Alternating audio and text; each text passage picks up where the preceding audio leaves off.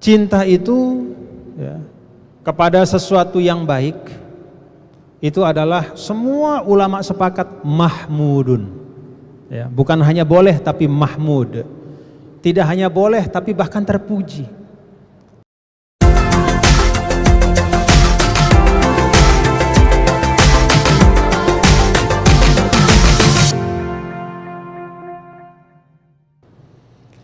Cinta itu ya, kepada sesuatu yang baik itu adalah semua ulama sepakat mahmudun.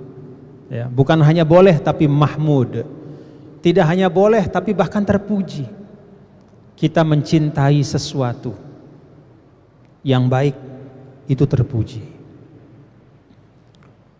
Maka dalam Al-Quran di ayat-ayat yang lain itu banyak Allah Subhanahu wa ta'ala sampaikan tadi, termasuk qori kita, imam kita kan membaca zuyyina linnasi hubbus syahawati minan nisa. Dihiasi hati manusia itu cinta pada lawan jenisnya.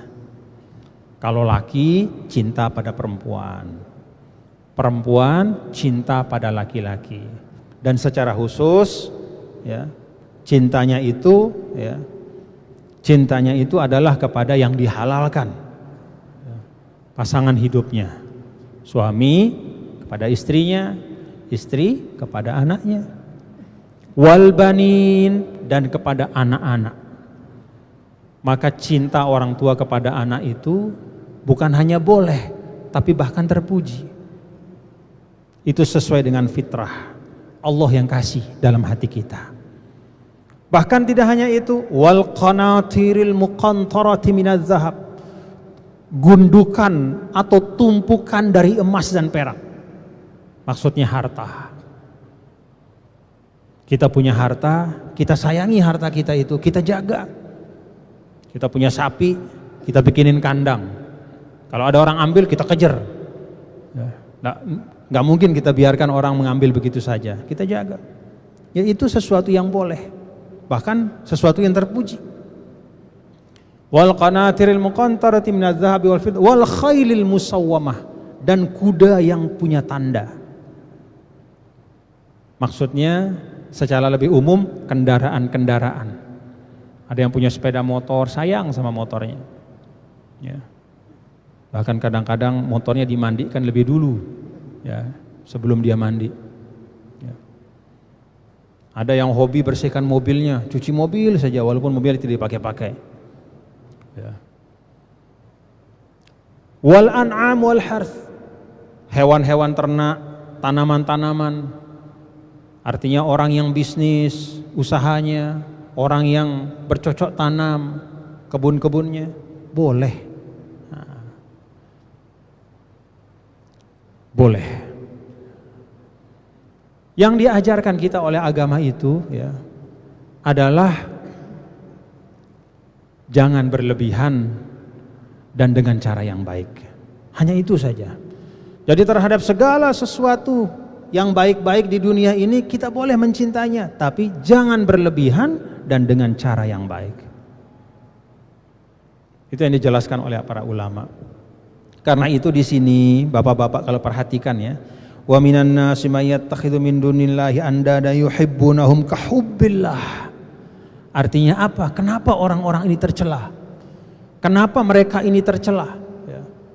Dia mencintai hal-hal di dunia itu seperti cintanya kepada Allah, bahkan lebih kadang-kadang. Artinya apa? Melampaui batas.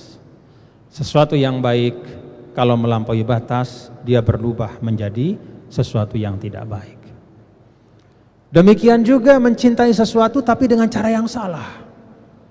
Ada orang mencintai anaknya, cara dia cinta itu adalah membiarkan anaknya berbuat apa saja, ya.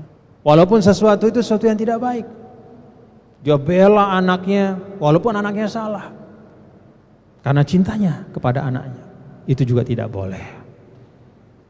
Jadi agama memberikan kita dua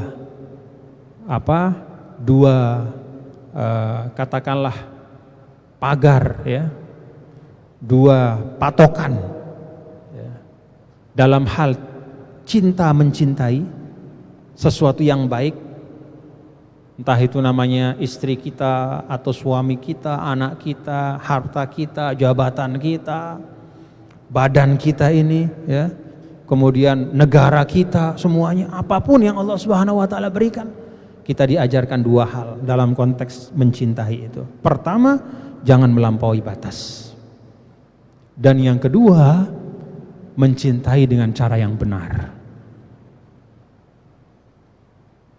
Nah, kalau kita meletakkan hal-hal baik di dunia ini dengan kadarnya, ya, kita mencintai keluarga kita tanpa berlebih-lebihan, ya. Dalam arti saking cintanya kepada keluarga, kemudian dia mau merampas hak orang lain untuk kepentingan keluarganya, itu melampaui batas. Dia cinta pada jabatannya, karena itu dia gunakan segala cara untuk menjaga supaya jabatan itu tetap ada pada dirinya, berarti dia mencintai dengan cara yang tidak benar. Sudah itu saja, dua hal, ya. Kalau kita mencintai hal-hal yang ada di dunia ini dalam kadar yang dibolehkan dan dengan cara yang baik, maka insya Allah cinta itu menjadi ibadah. Itulah cinta suami kepada istri yang menjadi ibadah. Dia letakkan pada kadar yang pas, ya. Jangan karena mentang-mentang cinta istri kemudian larangan Allah dia langgar. Jangan mentang-mentang menjaga hati istri maka dia tidak mau menasihatinya ketika melihat istri itu jelas-jelas berbuat sesuatu yang melanggar, entah itu tuntunan agama ataupun akhlak dan etika. Demikian pula kepada anak, demikian pula kepada apapun, ya. Jabatan, pangkat, harta, kita mencintainya dengan kadar yang dibolehkan dan dengan cara yang baik.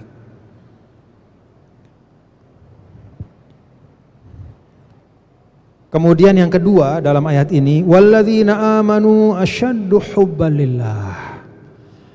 Salah satu dari ciri keteguhan iman kalau kita ambil dari ayat ini adalah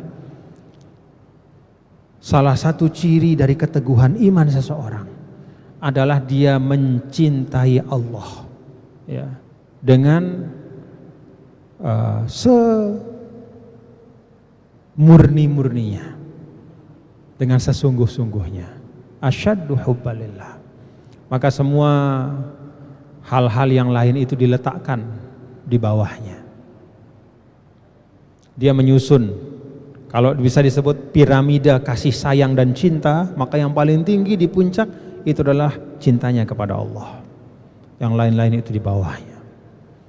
Itu ciri orang yang beriman kalau kita lihat dalam ayat ini. Walladzina amanu asyaddu hubban lillah. Walau yaral ladzina zalamu idh yarawna al-'adzaba annal quwwata lillahi jami'a. Nah, kalau saja orang-orang zalim, siapa orang zalim? Makna dari kezoliman yang paling dasar itu adalah wadu'u syai' fi mahallihi, meletakkan sesuatu bukan pada tempatnya. Termasuk tadi mencintai sesuatu melebihi cintanya kepada Allah. Kata Allah, kalau saja mereka mengetahui bahwa semua kekuatan itu hanya milik Allah, bahwa nanti semua di akhirat itu akan kembali kepada Allah, maka mereka tidak akan meletakkan apapun di atas kecintaannya kepada Allah. Bapak-bapak dan saudara, banyak sekali ayat yang senada seperti ini, yang mengingatkan kita, ya, supaya tidak melampaui batas dalam kehidupan dunia. Coba kita lihat suratul Fatihah, ya. Ayat berapa itu? Bismillahirrahmanirrahim. Alhamdulillahirabbil alamin arrahmanir rahim maliki yaumiddin. Ayat keempat. Maliki yaumiddin itu artinya pemilik hari pembalasan. Sebagian qori membaca Maliki yaumiddin, raja di raja pada hari pembalasan. Ada pertanyaan, kenapa pada suratul Fatihah Allah menyampaikan ini? Suratul Fatihah itu kita baca 17 kali sehari semalam. Untuk apa Allah sampaikan bahwa Dia adalah penguasa hari pembalasan, Dia adalah pemilik hari pembalasan? Dia adalah raja di raja di akhirat kelak. Kata para ulama, ayat ini pengingat dan juga sekaligus menyindir kita sebagai manusia. Karena tidak sedikit di antara kita sebagai manusia, entah karena jabatan, entah karena kekuatan, entah karena kekuasaan, atau entah karena harta, atau entah karena status kita di tengah masyarakat, kita merasa diri sebagai penguasa di dunia ini. Seakan-akan Allah mengatakan, hei sebagian umatku yang merasa bahwa di dunia dia bisa berbuat apa saja. Karena dia punya uang, maka dia bisa beli apa saja. Karena dia menjadi penguasa tertinggi, maka dia bisa menetapkan apa saja yang dia mau. Karena dia punya punya kekuasaan, punya kekuatan sehingga semua orang takut sama dia. Hei sebagian hambaku yang seperti itu di dunia, ingat bahwa nanti semua itu tidak ada artinya di akhirat. Itu pengingat. Karena tidak sedikit dari manusia itu yang sok berkuasa di dunia. Bahkan ada yang menganggap dirinya seperti Tuhan. Kata Fir'aun, ana rabbukumul a'la. Aku ini Tuhan yang paling tinggi dari semua ini. Karena kekuasaanku tidak terbatas. Sebagai diktator, sebagai penguasa tunggal, nggak ada yang berani menolak Fir'aun. Ada yang seperti itu, dan itu diabadikan dalam Al-Quran. Bahkan dalam keseharian mungkin kita bisa menyaksikan hal-hal seperti itu. Atau bahkan kita kadang-kadang lupa dan berbuat seperti itu. Berlaku seakan-akan kita berkuasa segalanya. Kita sok kuasa, kita sok hebat. Akhirnya orang kita tindas. Akhirnya orang kita zalimi. Nah, ayat keempat dari Al-Fatihah ini mengingatkan Maliki Yaumiddin. Ya. Tingkah polahmu di dunia yang semu itu, kata Allah, ya.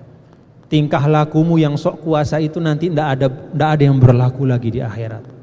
Hilang semuanya.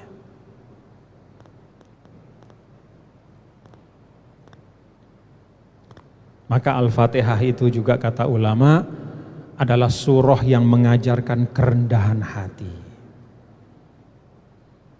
Jadi siapapun kita ingat Maliki Yaumiddin.